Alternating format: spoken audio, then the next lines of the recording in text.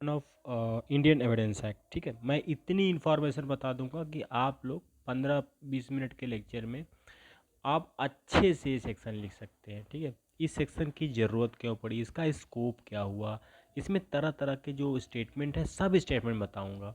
ये सेक्शन 27 जो है कॉन्स्टिट्यूशन, इंडियन कॉन्स्टिट्यूशन के आर्टिकल 20 सब क्लास 2 के साथ कैसे उसके साथ कंसिस्ट करता है, फिर सीआरपीसी की धारा 162 सब क्लॉज 1 से कैसे एक साथ रिलेट करता है विथ केस लॉ, मैं सब आपको बताऊंगा। ठीक है, तो इसमें लिखा है कि how much information receive from accused, मतलब एक्यूज से जितनी इन्फॉर्मेशन मिलती है उससे जो रिकवरी होती है वो रिकवरी रिलेवेंट होती है। ठीक है, जैसे इन्फॉर्मेशन दी, पुलिस वाले गए वहाँ पे, ठीक है, कुछ पाए, तो ये पार्ट रिलेवेंट हुआ।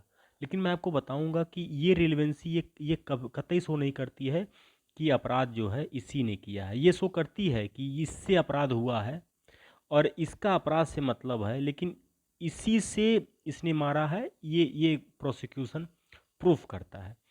ठीक है, तो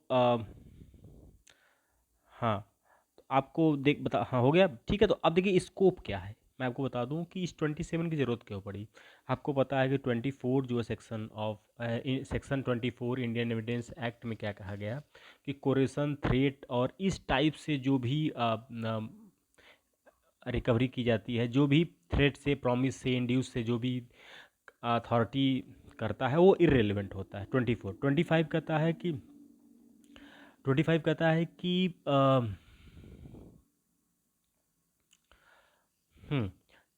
एक्सक्लूड करता है confession made by police officer. ठीक है, कि पुलिस ऑफिसर के द्वारा जो कन्फेशन होता है वो एक्सक्लूड रहेगा। 26 आपको पता है कि कस्टडी में जो रहता है ना, हाँ 26 जो होता है वो कहता है कि if person while in custody of A policeman, तो जो कन्फेशन देता है उसकी कोई वैल्यू नहीं, एक्सेप्ट मजिस्ट्रेट। मजिस्ट्रेट के सामने कन्फेशन देगा तो माना जाएगा। लेकिन यार अगर सब पावर ले लोगे पुलिसमैन से तो पुलिसमैन के पास बचेगा क्या। तो 27 ने कहा कि ठीक है मैं तो कुछ पावर देता हूँ।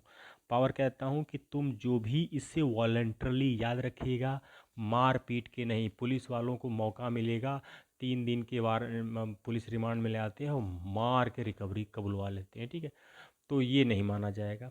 मार के, मार पीट के, वॉलंटरली नहीं, उसको थ्रेट करके रिकवरी जो की जाती है उसकी कोई वैल्यू नहीं है। जो वॉलंटरली की जाती है उसकी वैल्यू है, लेकिन लेकिन उससे ये बस प्रूफ होता है कि जो रिकवरी हुई है उसका अपराध उस चीज़ से अपराध हुआ है, और जिसने बताया है, जो एक्यूज है, उसका अपराध में संलिप्तता है, लेकिन इसने इसी से अपराध किया है कि नहीं, ये प्रूफ नहीं होता है। ठीक है, तो अभी आगे हम लोग देखते हैं। हाँ, और इसमें क्या है, रिक्वायरमेंट ऑफ जो है ये है, इसकी रिक्वायरमेंट क्या पड़ी और इसमें क्या क्या बात है, मैं आपको थोड़ा सा बता देता हूँ। पॉइंट 1 दिया है, 2 दिया है, 3 दिया है, 4 दिया है, 5 दिया है, मैं आपको 1 बाई 1 बताता हूँ। ठीक है, 1 में कह रहा है कि इंफॉर्मेशन जो है एक्यूज़ के द्वारा ही दिया जाए। ठीक है, ये लिखा है। दूसरा कह रहा है कि वो एक्यूज़ जो है उस ऑफेंस में एक्यूज़ हो। ठीक है, जो ऑफेंस है वो एक्यूज़ को द्वारा दिया जा रहा है, information must be accused of a offence. तीसरा है उसे कस्टडी में होना चाहिए पुलिस ऑफिसर के। चौथा है, चौथा पॉइंट जो है, information which related distinctly to the fact can be prove. ठीक है, और पांचवा है कि जितना इन्फॉर्मेशन दोगे बस उतना ही प्रूफ होगा। जैसे मान लीजिए इसने दीदी बता दिया कि यहाँ पे घर के पीछे मैंने हथियार को रखा है, तो पुलिस आई उसको रिकवर कर ली। ठीक है, तो ये सिर्फ इतना ही रिलेवेंट हुआ, बाकी नहीं रिलेवेंट हो गया, सिर्फ जितना रिकवरी होगी उतनी रिलेवेंट होगी।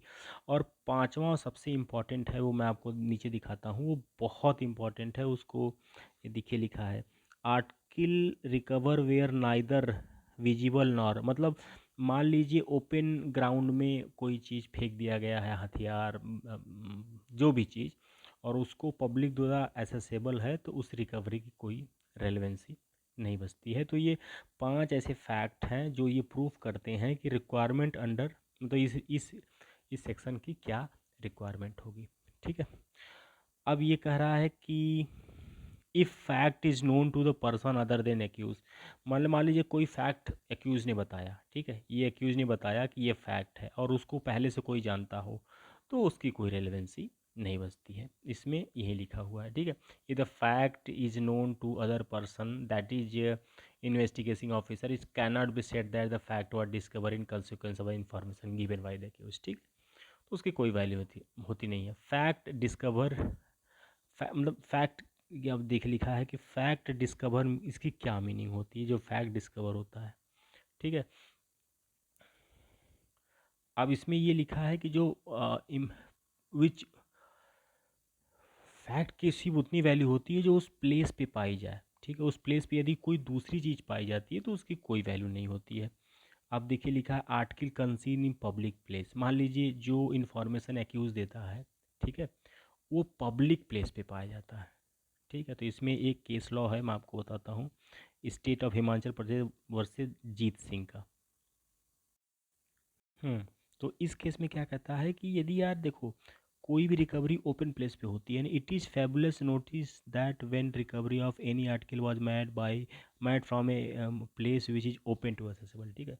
तो वो रिकवरी फिर वैलिड नहीं होती है, ठीक है।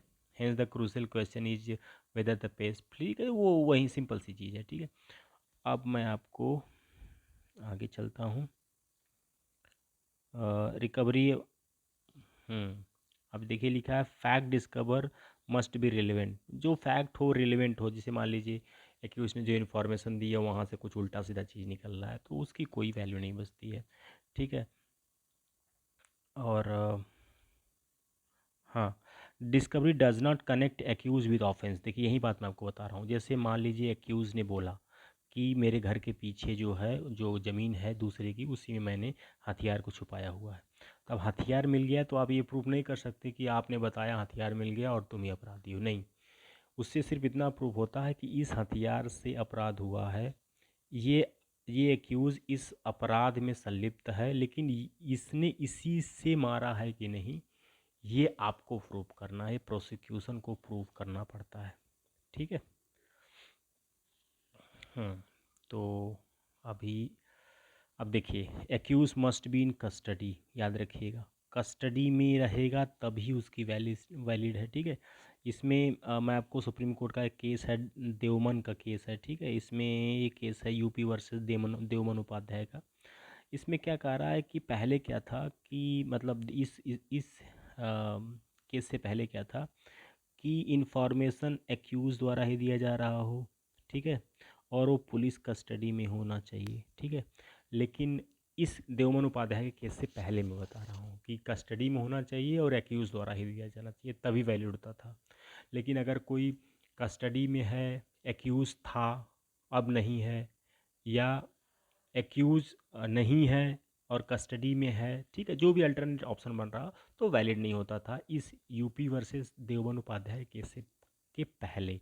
लेकिन ये सुप्रीम कोर्ट ने कहा कि नहीं, ऐसी बात नहीं है, section 27 is that person giving the information must be custody, ठीक है। अगर कोई कस्टडी में है और एक्यूज़ नहीं भी है और वो इन्फॉर्मेशन दे रहा है तो सेक्शन 27 लागू हो जाएगा। अब इसमें क्या है, आर्टिकल, वही मैंने आपको बताया था ना, आर्टिकल 20 सब क्लॉज 3 जो कॉन्स्टिट्यूशन है वो 27 के साथ है, सेक्शन 27 के साथ होता है। मैंने कहा था ना कि आर्टिकल 20 सब क्लॉज 3 क्या कहता है, no person accused of an offence shall be, मतलब किसी को अपने ही अपराध के लिए अम, गवाह के लिए आप बाध्य नहीं कर सकते, ये कॉन्स्टिट्यूशन का आर्टिकल 20 सब क्लॉज 3 कहता है। वो इसके साथ सेक्शन 27 के साथ ही चलता है कि यदि आप किसी को ज़बरदस्ती, ठीक है, मार के पीट के आप उससे कुछ उगलवा रहे हैं तो वो उसकी वैलिडिटी नहीं मानी जाती है। और ये सेक्शन सीआरपीसी का सेक्शन 162, इसमें क्या होता है कि जो भी एविडेंस के लिए मिलता है उसमें साइन करना ज़रूरी होता है। तो यदि आप साइन नहीं भी करते हो तो भी testimony in the court hereby become contaminated विटिकेट, अगर आपने उसको साइन नहीं किया तो ऐसा बात नहीं है कि जो टेस्टिमनी एक्यूज ने दिया है वो कंटेमिनेटेड हो गई है, दूषित हो गई है, ऐसा कुछ नहीं है। इसमें थोड़ा सा पावर ज़्यादा दे दिया गया है पुलिस ऑफिसर को कि जो भी सीज हो रहा है मेमो, आप उस पर साइन नहीं कर रहे हो या जो भी आप स्वीकार कर रहे हो तो उस पे साइन नहीं कर रहे हो तो भी वो मान लिया जाएगा। ठीक है, तो इसमें सब बाकी सब सिंपल ही है। इन्फॉर्मेशन बाई टू और मोर एक्यूज दिया हुआ है, आप सिंपल अब पढ़ लीजिएगा। Simultaneous information by many accused दिया है कि एक ही इन्फॉर्मेशन का एक से ज़्यादा एक्यूज ने ढेर सारी इन्फॉर्मेशन दे दी, तो वो भी सिंपल है। ठीक है, discovery of information of the accused, recovery on the basis of extra judicial confession. ठीक है, तो ये disc recovery made very crucial. ठीक है, मतलब है क्रूशियल, लेकिन ऐसा भी नहीं है कि उसी पे उसको सज़ा हो जाएगी। या आप अ, ये देखिए यहाँ पे लिखा हुआ है, मैं आपको बताता हूँ। Discovery a week kind of evidence, मैंने कहा था ना कि जो डिस्कवरी है वो एक वीक काइंड ऑफ एविडेंस है। ऐसा बात नहीं कि सिर्फ उसी के बेस पे जो है आपको सज़ा हो जाएगी। Thank you.